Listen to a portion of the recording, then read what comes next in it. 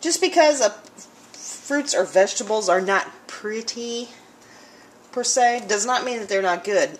Some of the better apple butter and things like that are actually basically from the apples that you pick up off the ground. They have bruises and blemishes and bug bites and everything else. They're not the prettiest apples in the world, but, you know, society has gotten to the point where if things aren't perfect and things don't look pretty, then that means they're no good. Well, nothing could be further from the truth. There was a show on the Food Network, I think it was called The Big Waste, and Ann Burrell and Bobbi Flay and a couple other ones. Actually, I think it was Robert Irving, and I can't remember the other lady's name. She's on that Chopped show. But actually went to all the restaurants and seafood places and all that, and picked stuff up out of the trash, things that were going to get discarded, and actually put on a big gourmet banquet for 100 and some odd people with things that were going to get thrown out. And as a society, we've gotten too used to throwing things away that aren't perfect, so we're going to make apple butter out of this. Like I said, we just ran out of apple butter that we bought from the store, so what better time? So sorry about the speech, but like I said, I think America really needs to take a hard look at the way that we're living. So like I said, so much goes to waste, and it's really sad. I try as best I can to not let anything in this house go to waste if I can possibly help it. Sometimes, you know, if you get involved with things and you can't get to it, sometimes things happen, and I realize that. But when it comes to food, I try to save as much money on food as I can, simply because of the fact that means more money for beer. So, anyway, we'll get started on these, and sorry for the speech. Here's a tip if you haven't seen it before. You may have, I don't know. Get a melon baller. Use that to core your apples.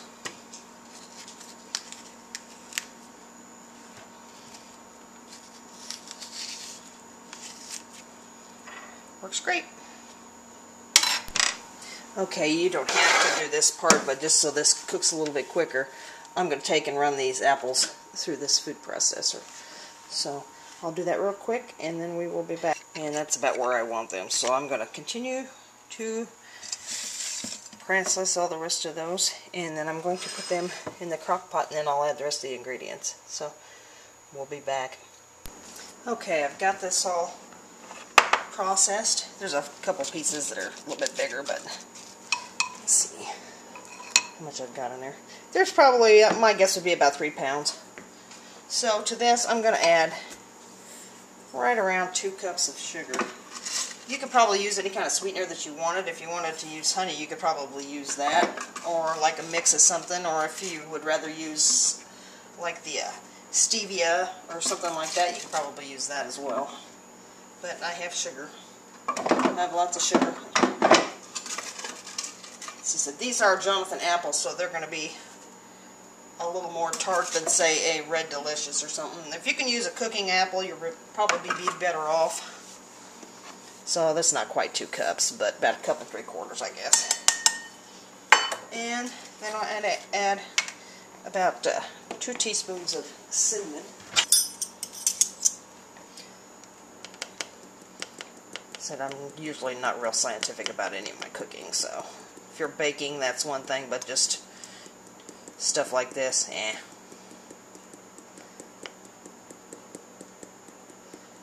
I'm a big fan of cinnamon, and cinnamon is actually good for you. So, and about 1/4 teaspoon of cloves. So, cloves are a little bit stronger, so that's one of those things you want to be a little more careful on. And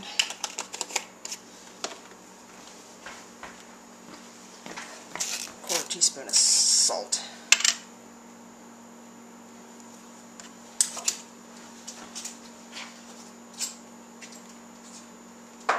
So now what I'm going to do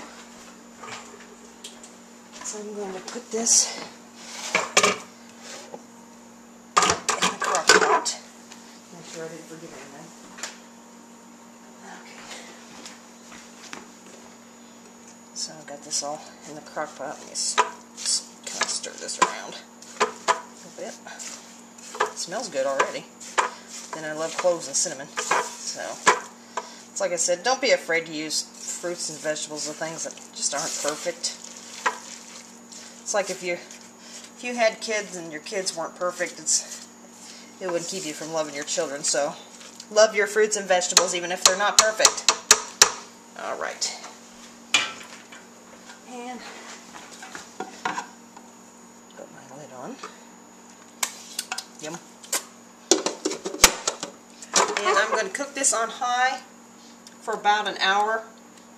Then I'm going to turn it down on low. And some of this says like 8 to 10 hours, and other people have said sometimes it takes longer than that. So we're just going to put that on there. I'm just going to kind of play it by ear, but when you get down to the point where this starts to thicken up, the way they said to test that is to take it out and put it on a plate or something to make sure that the water doesn't separate from it. If the water separates from the apple sauce stuff, it needs to be cooked a little bit longer. But like the last hour or two, you want to take the lid off to reduce it.